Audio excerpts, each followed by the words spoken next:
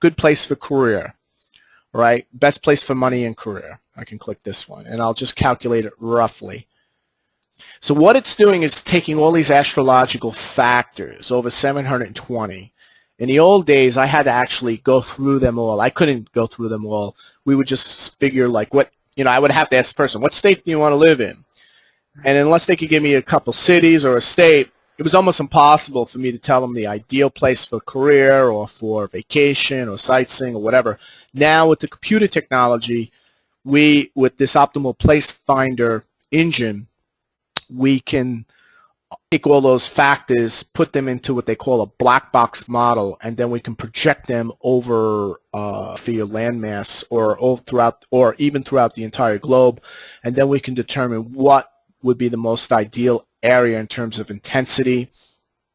So what I also did was I also looked at what the top cities, what the top states for new work, for starting over, midlife. I went to a bunch of websites because it changes year to year. Here's the thing. I'm seeing you doing something radically different, as I mentioned earlier. If we look at New York, you score very high, believe it or not. Take a look at Washington. That's not bad. That's still pretty high. It comes in at 59. New York is 75. I want to take a look at Richmond. I'm just looking at Richmond, Virginia, because I do hear Northern Virginia is a happening place. That's 65.